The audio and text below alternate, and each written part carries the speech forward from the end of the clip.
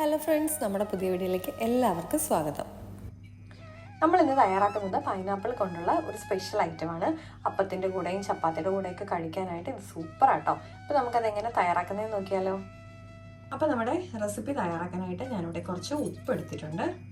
ലേശം മഞ്ഞൾപ്പൊടി ചേർത്ത് കൊടുക്കാം, ആവശ്യത്തിനുള്ള മുളക് പൊടി ചേർത്ത് കൊടുക്കാം, ലേശം കുരുമുളക് പൊടി ചേർത്ത് കൊടുക്കാം, ലേശം വെളിച്ചെണ്ണ ചേർത്ത് ഇതൊന്ന് മിക്സ് ചെയ്തെടുക്കാം. ഞാനിപ്പോൾ ഇത് ലേശം വെള്ളവും കൂടി ചേർത്ത് നന്നായിട്ട് മിക്സ് ചെയ്തെടുത്തിട്ടുണ്ട്. നമുക്കിനി ഇത് പൈനാപ്പിളിൽ അപ്ലൈ ചെയ്ത് കൊടുക്കാം. ഞാനിപ്പോൾ ഇത് നന്നായിട്ട് അപ്ലൈ ചെയ്തെടുത്തിട്ടുണ്ട്. നമുക്കിനി ഇതൊന്ന് 10 മിനിറ്റ് റെസ്റ്റ് ചെയ്യാൻ വയ്ക്കാം. ഞാനിപ്പോൾ തവയിലേക്ക് വെളിച്ചെണ്ണ ഒഴിച്ചു കൊടുത്തിട്ടുണ്ട്. നമുക്കിനി ഇത് ഫ്രൈ ചെയ്തെടുക്കാം. നമ്മുടെ പൈനാപ്പിൾ വെച്ച് കൊടുക്കാം. ഇത് കുറച്ചുകൂടെ നൈസായിട്ട് കട്ട് ചെയ്താലും കുഴപ്പമില്ല കേട്ടോ. ഞാനിവിടെ ഇച്ചിരി കട്ടിക്കാണ് ഇത് കട്ട് ചെയ്തെടുത്തിട്ടുണ്ട്.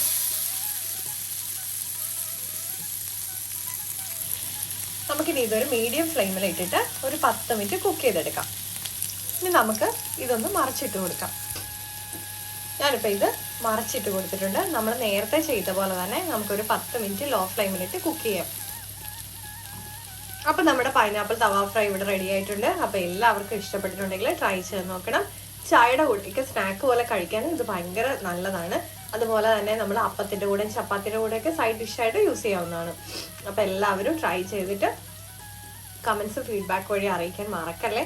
ലൈക്ക് ചെയ്യാനും ഷെയർ ചെയ്യാനും സബ്സ്ക്രൈബ് ചെയ്ത് സപ്പോർട്ട് ചെയ്യാനും മറക്കല്ലേ. മറ്റൊരു വീഡിയോ കാണുന്നവരെ നന്ദി, നമസ്കാരം.